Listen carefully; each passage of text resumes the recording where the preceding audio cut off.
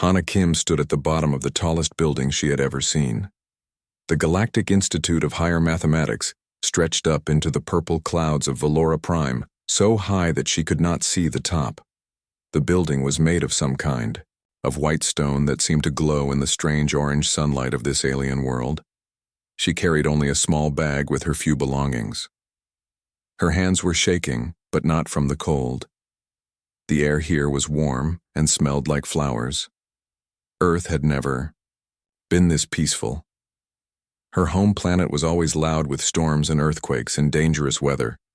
But here everything was quiet and calm. Other students walked past her toward the entrance.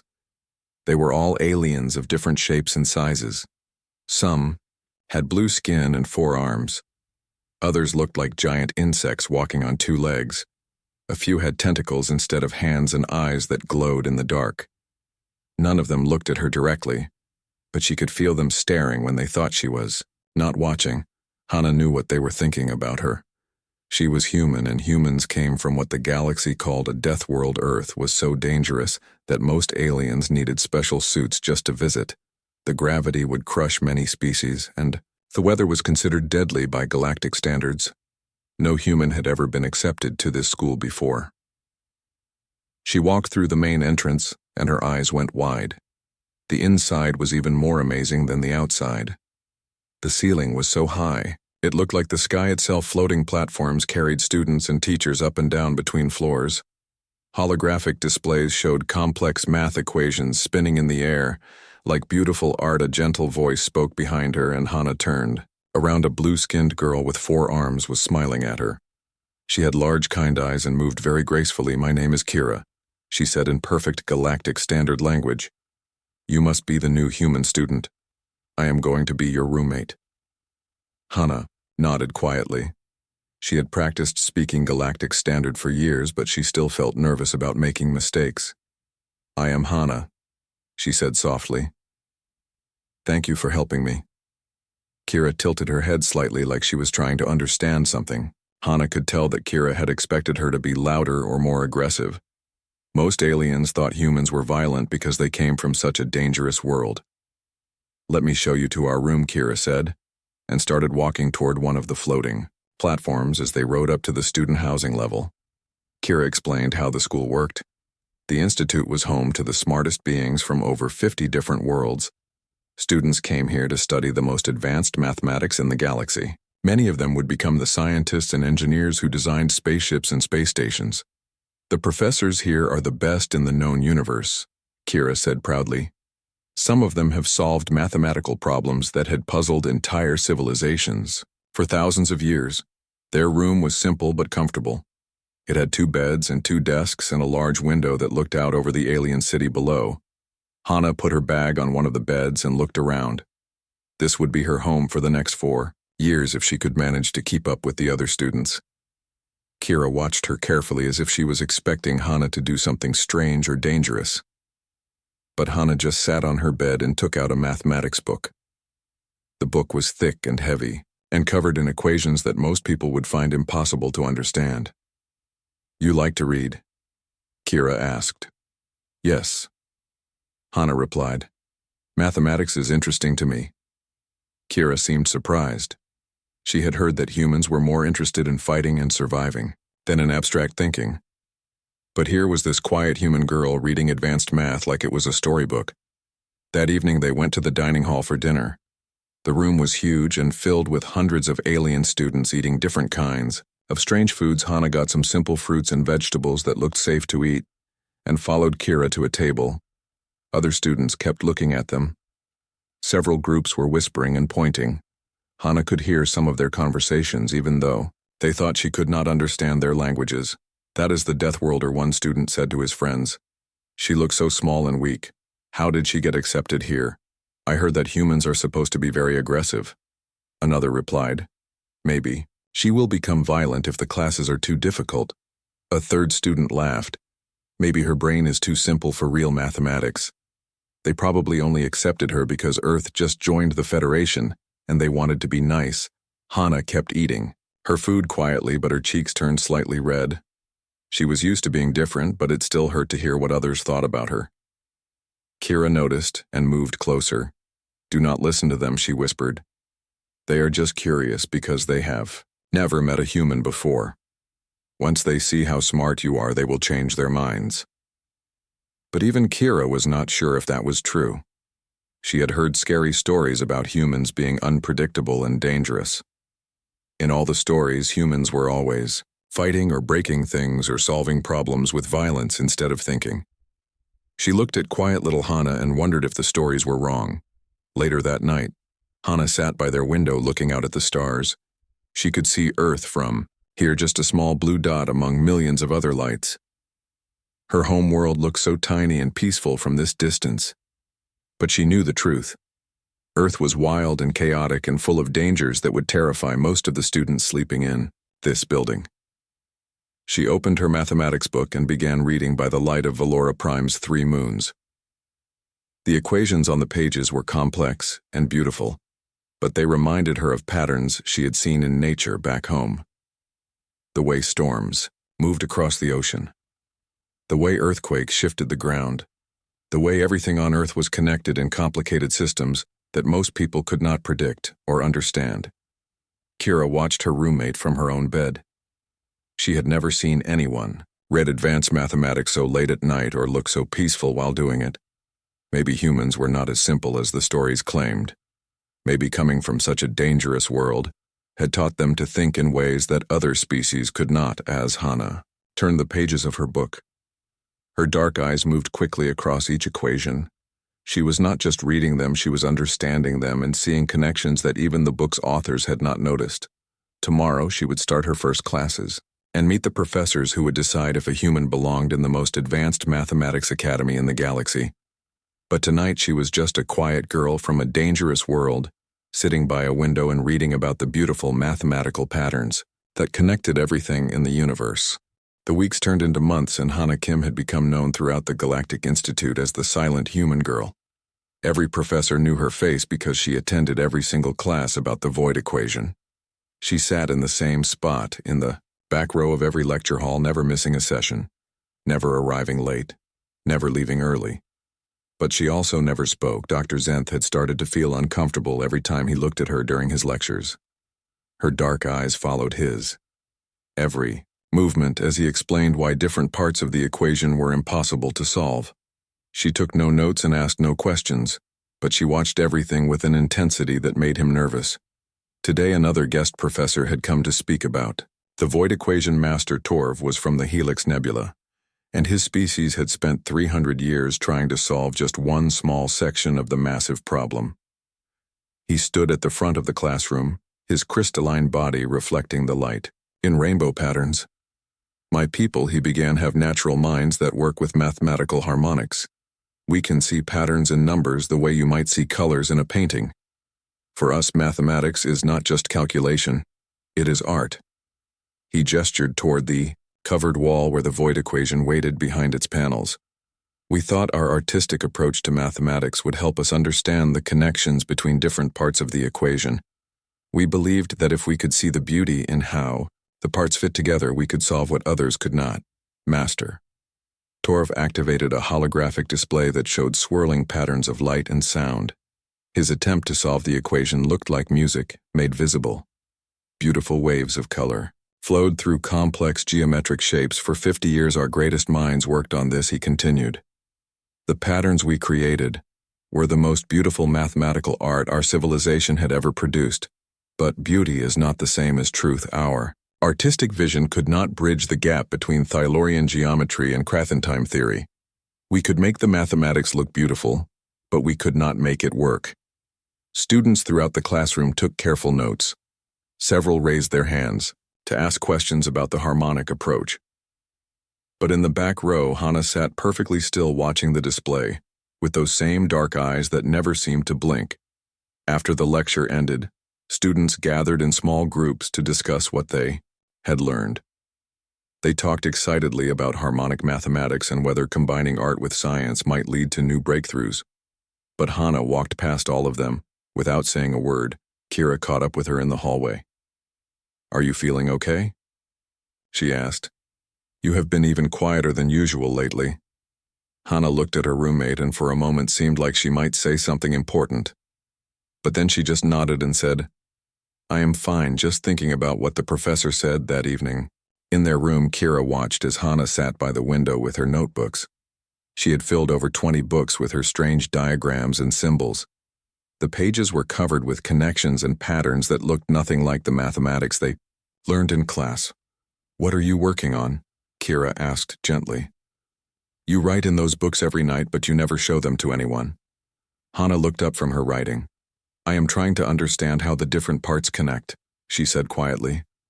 "Everyone talks about why the sections of the equation cannot work together, but I keep thinking about how they might work together." Kira moved closer to look at the notebook pages. The symbols Hana had drawn were unlike anything she had seen before. They seemed to flow from one concept to another, creating bridges between mathematical ideas that were supposed to be completely separate. "These look different from what we learn in class," Kira observed. Hana nodded. "They are based on patterns I remember from Earth," she explained. "When storms move across the ocean, they follow rules that seem chaotic, but they are actually very organized. The same with earthquakes and weather systems. Everything is connected even when it looks random." Around the institute, other students had begun to notice Hana's strange behavior. A group of them sat in the dining hall during lunch talking about the mysterious human girl. "She never participates in study groups," said Jorik, a tall alien with green skin and too many teeth. "She just sits there staring like she does not understand anything." "Maybe she does not understand," Mira replied, flicking her tentacles dismissively.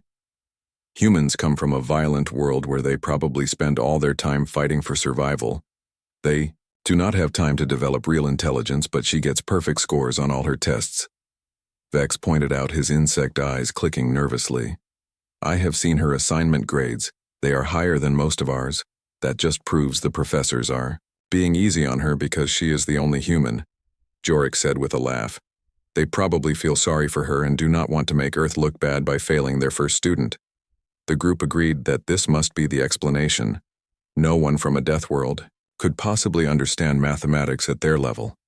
It was much easier to believe that the professors were showing favoritism than to accept that Hana might actually be brilliant.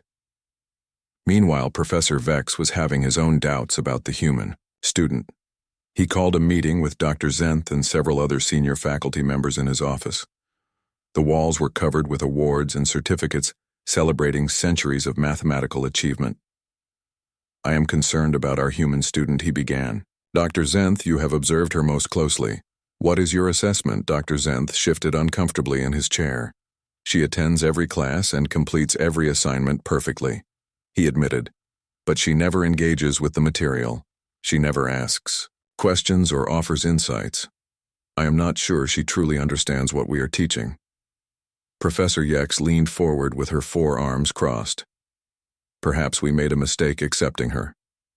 The political pressure to include a human was significant, but we may have prioritized diplomacy over academic standards." The other professors nodded in agreement. It seemed obvious that a being from such a primitive and dangerous world could not possibly compete with students whose species had been studying advanced mathematics for thousands of years. "We should consider suggesting that she transfer to a more suitable program," Professor Vex decided, "before she fails completely and embarrasses both herself and the institute."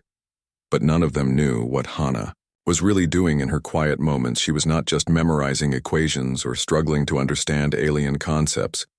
She was doing something that none of their species had ever thought to try.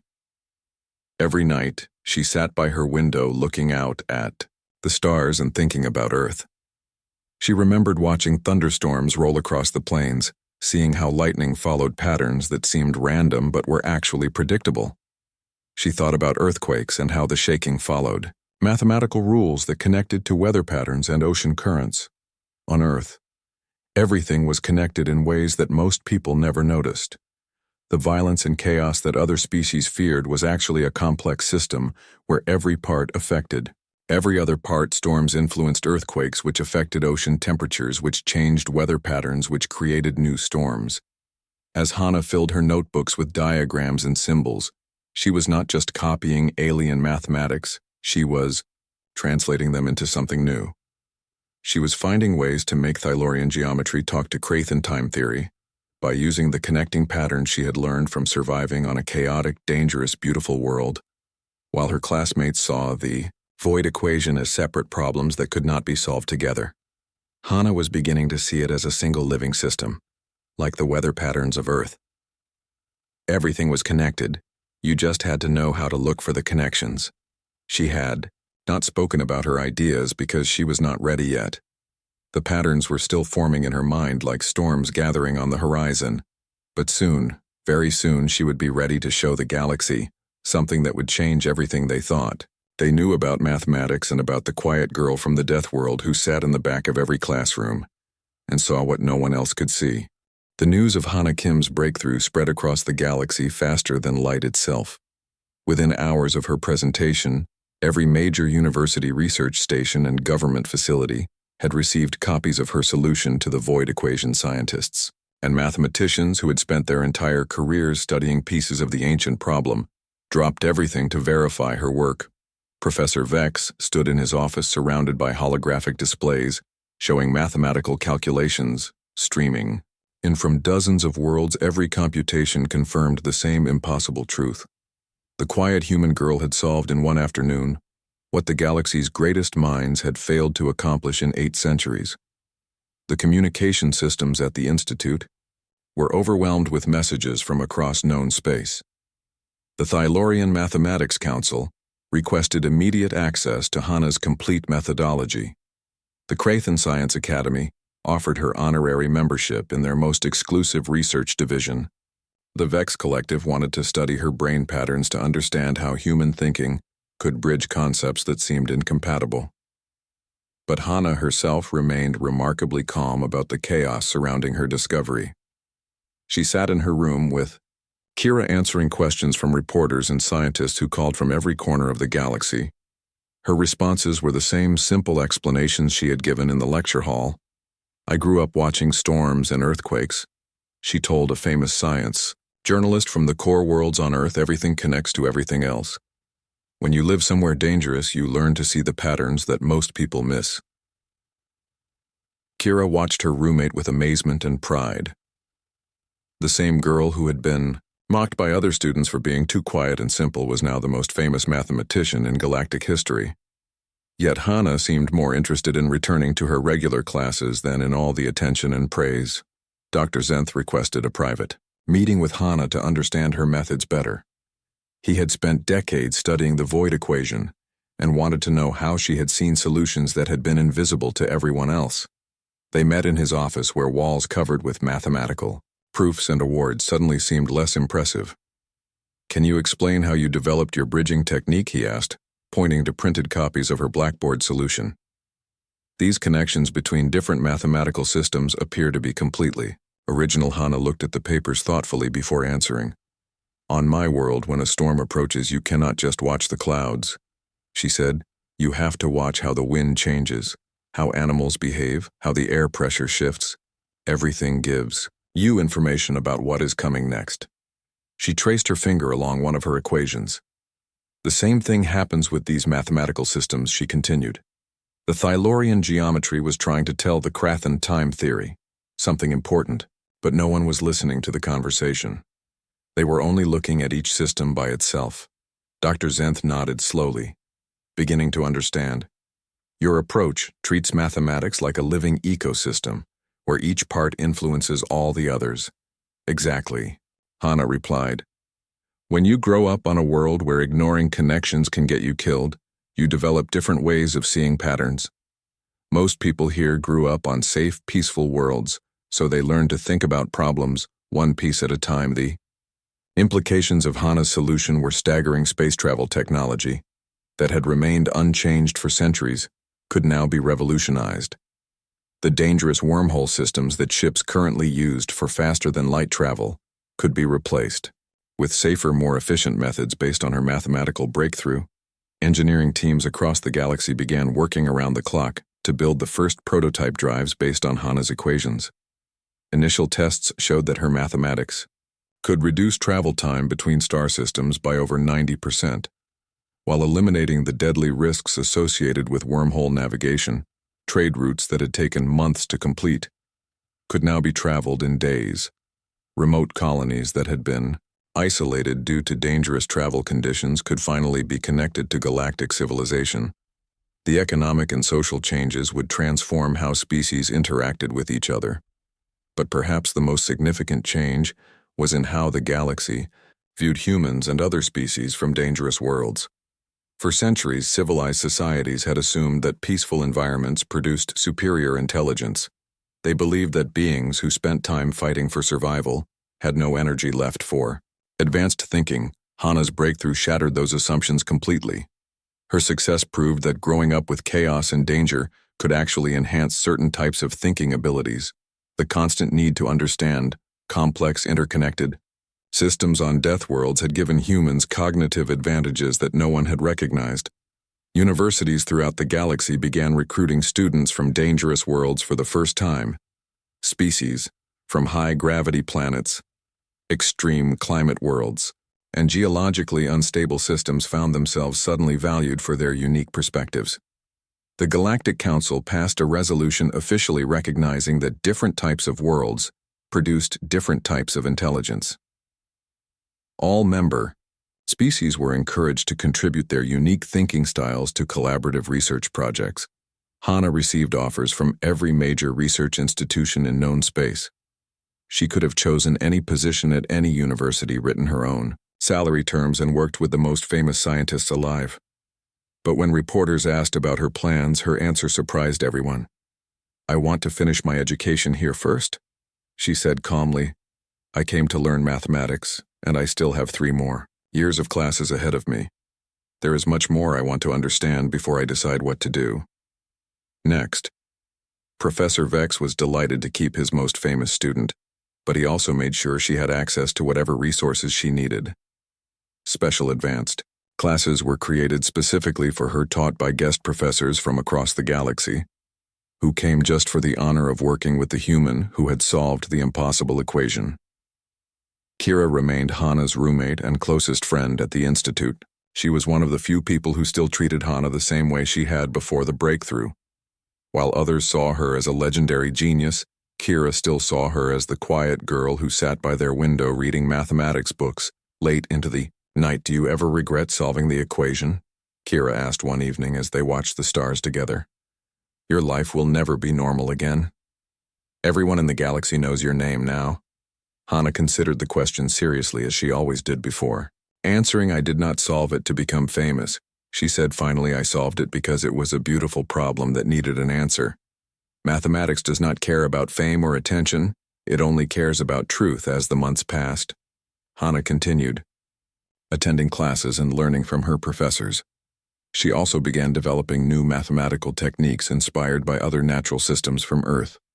Her next project involved applying earthquake prediction models to problems in quantum physics. The galaxy watched with anticipation, wondering what other impossible problems this quiet human girl might solve. Her success had proven that the most dangerous worlds could produce the most innovative minds, and that sometimes the greatest breakthroughs came from those who thought differently than everyone else. Late at night, Hana still sat by her window looking out at the stars and filling notebooks with new ideas. But now she knew that the patterns she saw in chaos and complexity were not just curiosities from her dangerous homeworld. They were keys to understanding the deepest mysteries of the universe itself, and she was just getting started. 3 weeks had passed since Hana Kim first walked into the Galactic Institute of Higher Mathematics.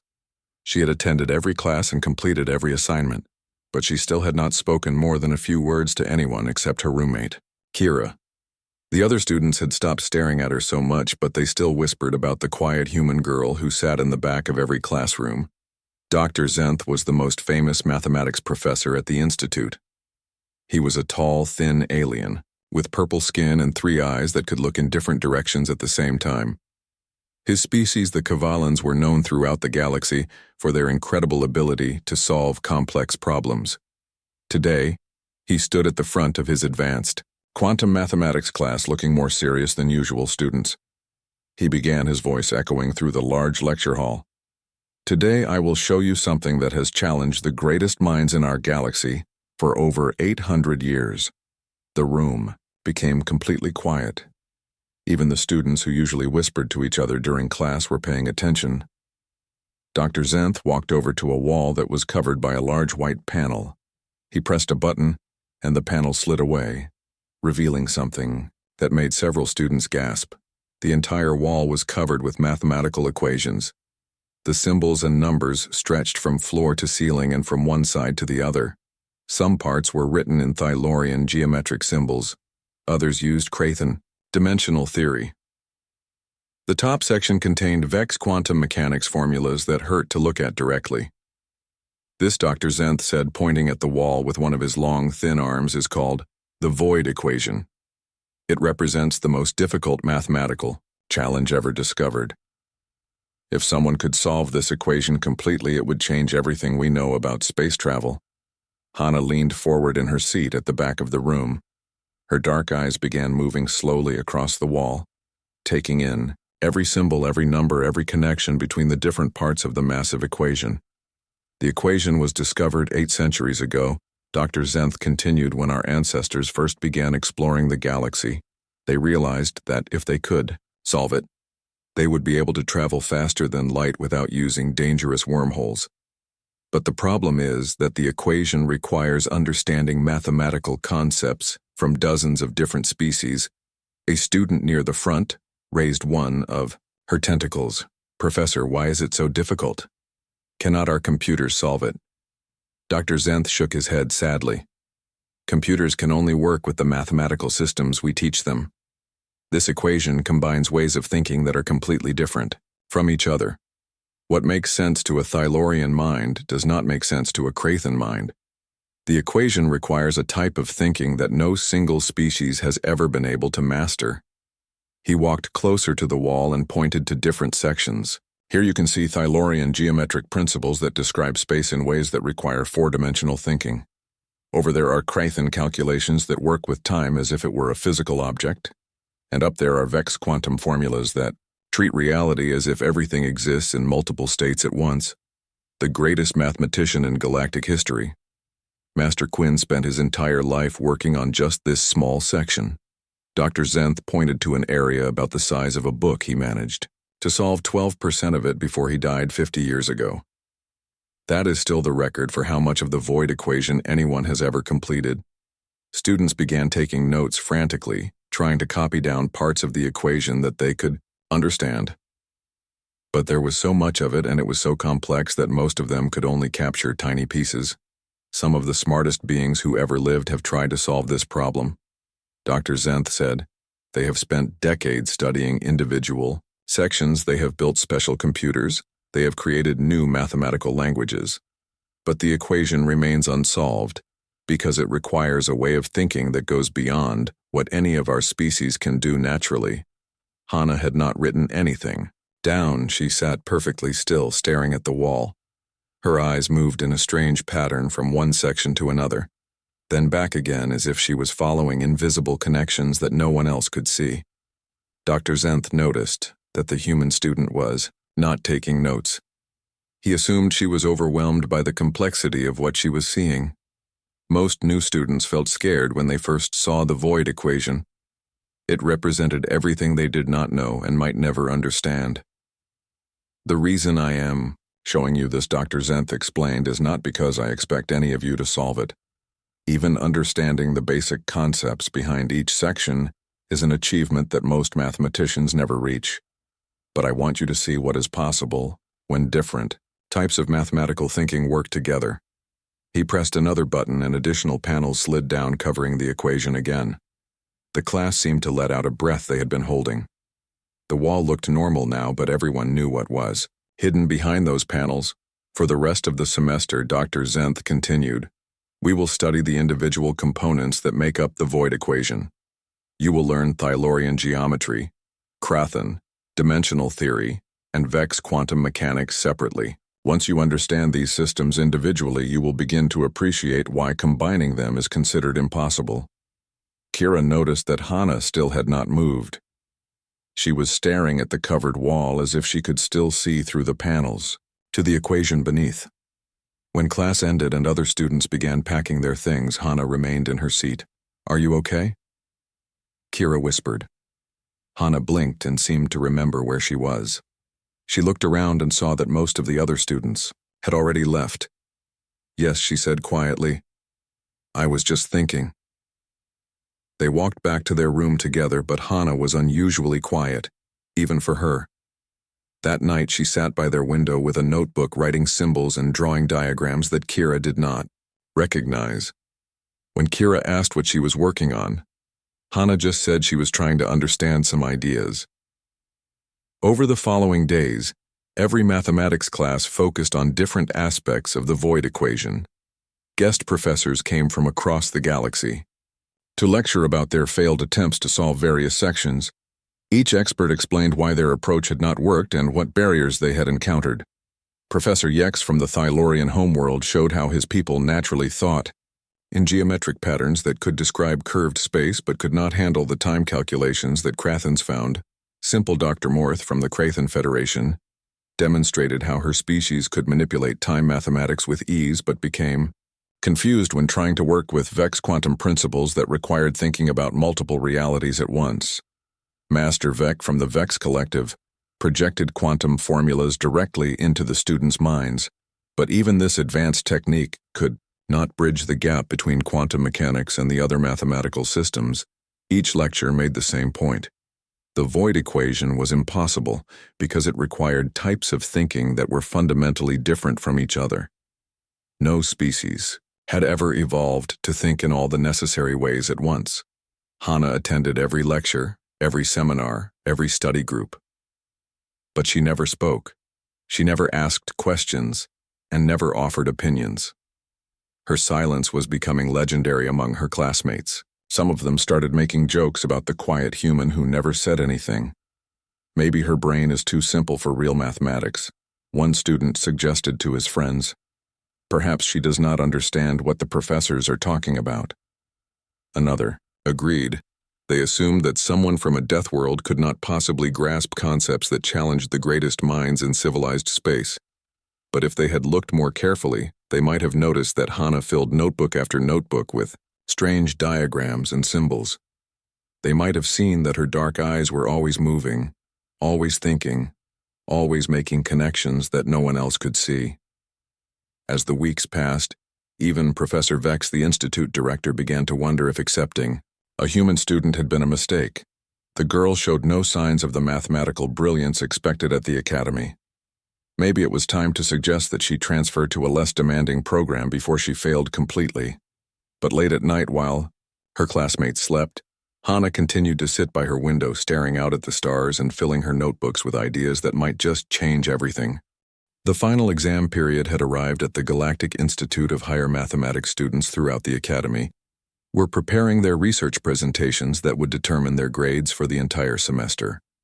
Most chose safe topics that had already been solved by previous generations of mathematicians or explored theoretical concepts that professors would find familiar and easy to grade. Hana Kim had signed up to present on the last day of presentations. Her name appeared at the bottom of the list scheduled for the final time slot. When most students and faculty would be tired from listening to dozens of other presentations, Kira had asked her several times what topic she planned to discuss, but Hana had only said that she wanted to show everyone something interesting. The main lecture hall was packed with students, professors, and even visiting academics who had come to see the semester presentations. Professor Vex sat in the front row alongside Dr. Zenth and the other senior faculty. The atmosphere was relaxed since most presentations had been predictable demonstrations of basic understanding rather than groundbreaking research. When Hana's name was called, she walked quietly to the front of the enormous hall carrying only a small bag. The audience settled into polite attention, though many were already thinking about dinner and getting ready to leave after her presentation. Several professors whispered to each other, wondering what the silent human girl could possibly have prepared, instead of approaching the advanced holographic display system that every other student had used. Hana walked over to an old-fashioned blackboard that covered the entire front wall of the lecture hall. It was an AI relic from earlier centuries when chalk and boards were the primary teaching tools. Most students did not even know how to use it. "Excuse me." Professor Vex called out from the front row. Would you not prefer to use our modern presentation technology? It will be much more effective for displaying complex mathematical concepts. Hana shook her head politely and picked up a piece of white chalk. I would like to use this if that is acceptable, she said in her quiet voice. These are the tools I am most comfortable with. A few students in the audience chuckled, thinking that the human girl did not understand how to operate the sophisticated alien technology. Others assumed she was too nervous to try using equipment she had never seen before on her primitive home world. Hana began writing on the blackboard, and at first her symbols looked completely random. She wrote numbers and equations that seemed to have no connection to each other. Some were in Thylaurian geometric notation. Others used Crathan, dimensional symbols. A few sections contained Vex quantum mechanics formulas that made several students squint, because they were hard to look at directly. The audience began to murmur with confusion. Several professors exchanged worried glances, thinking that the human student might be having some kind of mental breakdown. The symbols she was writing seemed to come from different mathematical systems that had nothing to do with each other. But slowly, as Hana continued writing, patterns began to emerge. The random symbols were not random at all. They were part of a larger structure that was growing across the blackboard like a living thing. Each new equation she added connected to the ones before it in ways that seemed impossible. Dr. Zenth leaned forward in his seat, staring at the blackboard with growing amazement. He recognized some of the symbols Hana was using, but she was combining them in ways he had never seen before. She was making connections between mathematical concepts that were supposed to be completely separate. Wait a moment, he whispered to Professor Vex. Those are components of the void equation, but she is arranging them differently. Professor Vex looked more closely at the blackboard and felt his 3 hearts skip a beat. The human girl was not just copying the ancient unsolvable equation. She was rewriting it using methods that none of them had ever imagined possible. For 2 hours, Hana continued writing, and the lecture hall fell completely silent. Students, who had planned to leave early, found themselves unable to move from their seats. Professors who had seen thousands of presentations in their careers watched with growing excitement as something unprecedented unfolded before their eyes. Hana was treating the void equation not as separate problems that needed different types of mathematics, but as a single unified system. She used mathematical techniques that the aliens had never encountered before, methods that seemed to have been developed specifically for handling complex interconnected problems, where Thylaurian geometry struggled to connect with Crathan time theory. Hana inserted bridging equations that she had created herself. These bridges used mathematical concepts that looked familiar, but worked in entirely new ways. They treated the relationships between different parts of the equation, like the complex weather systems that existed on dangerous worlds. Professor Yex stood up from her seat, unable to contain her amazement. She is using chaos mathematics, she announced to the hall, but not the way we understand it. She is applying it to make incompatible systems work together. The audience watched in stunned silence as Hana solved section after section of the equation that had puzzled the galaxy for 800 years. Her approach was unlike anything any of them had seen before. Instead of trying to force different mathematical systems to work together, she had found natural connection points that had been invisible to every previous attempt of visiting professor from the Andromeda galaxy, activated his recording device trying to capture every symbol Hana wrote. He had spent 40 years studying just one small part of the void equation and was watching a human girl solve 10 times more than that in a single afternoon. The blackboard was now covered from top to bottom and from side to side with Hana's calculations. The original void equation had been transformed into something completely new, but unmistakably correct. Advanced computer systems throughout the hall were automatically verifying her work and confirming that every step was mathematically sound. As Hana wrote the final symbols of her solution, the lecture hall erupted in chaos. Students jumped to their feet, shouting with excitement. Professors rushed toward the blackboard, trying to understand how she had accomplished what generations of the galaxy's greatest minds had failed to achieve. Master Torv, the crystalline mathematician, who had lectured about harmonic approaches, pushed through the crowd to get closer to Hana's work. "This is impossible," he said, his voice filled with wonder and disbelief. No single being should be able to understand all these different mathematical systems well enough to make them work together. But Hana had done more than just understand the different systems. She had seen something that no one else had been able to see. The void equation was not meant to be broken into pieces and solved separately. It was a single complex problem that required thinking about mathematical relationships, the same way that someone from a chaotic, dangerous world would think about survival. Dr. Zenth approached Hana, who was still standing quietly beside the blackboard, while chaos erupted around her. "How did you do this?" he asked, his voice filled with awe and confusion. "How did you see what none of us could see?" Hana looked around the room at all the excited faces staring at her. She had been silent for so long that many people had forgotten what her voice sounded like. When she finally spoke, her words were simple, but they would change how the galaxy thought about mathematics forever. "On Earth," she said, "everything is connected. Storms create earthquakes, which change the oceans, which make new storms. If you want to survive on a dangerous world, you have to understand that nothing happens by itself. Everything affects everything else." She pointed to the blackboard, where her solution covered every inch of available space. "The equation was never meant to be solved in pieces," she continued. "It is like weather patterns on my home world. All the parts work together to create something bigger than any single piece."